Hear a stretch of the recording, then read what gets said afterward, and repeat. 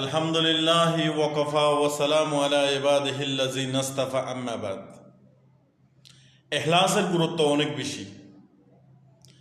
আপনি ইখলাসের নিয়তে যদি ছোট থেকে ছোট যদি একটা নেক আমল করেন, আল্লাহ তাআলা ওই ইখলাসওয়ালা আমলকে বাড়াইতে বাড়াইতে বাড়াইতে বাড়াইতে উহুদের পাওয়ার পরিমাণ নেকি দিবে। সুবহানাল্লাহ। আচ্ছা ভাই, হিমালয় পর্বত আছে, আরো অনেক বড় বড় পাহাড় আছে। উহুদের পাহাড় কেন? উহুদের পাহাড় এই জন্য বলছে, উহুদের পাহাড় পৃথিবীর মধ্যে সবচেয়ে বড় পাহাড়, এই জন্য উহুদের পাহাড়। উহুদের পাহাড়ের গুরুত্ব অনেক বেশি, এই জন্য উহুদের পাহাড়ের তুলনা।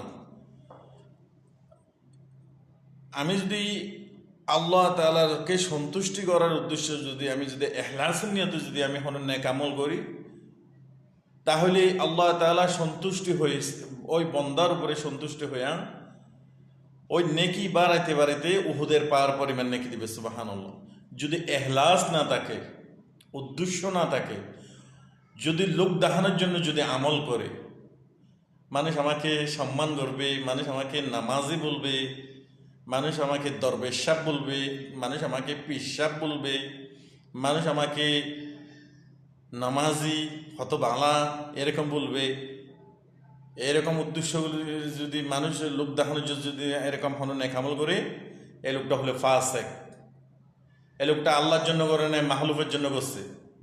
এই জন্য আল্লাহ ওই ব্যক্তির উপরে নারাজ হবে, নেকি তো দিবে না, আর কুফরি গুনাহ করছে, এই কারণে তাকে সাজা দিবে। নাউজুবিল্লাহ। এই জন্য কুফরি, আল্লাহ তাআলার সাথে শিরিক করা যাবে না, কুফরি করা যাবে না।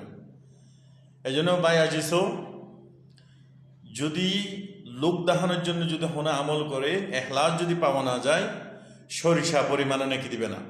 কি পরিমাণে নেকি দিবে না?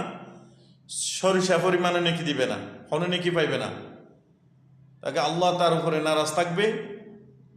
তো এই মানুষকে দেখানোর জন্য যখন আমল করছে, তখন আল্লাহ তাআলা বলবে যে তুমি যাকে সন্তুষ্টি করার জন্য আমল করছিলে তার থেকে নেকি নাও। তাহলে লাভটা কি হইল? এই জন্য যখন নেক আমল করবো, আল্লাহ তাআলাকে সন্তুষ্টি করার উদ্দেশ্যে নেক আমল করবো। সুবহানাল্লাহ।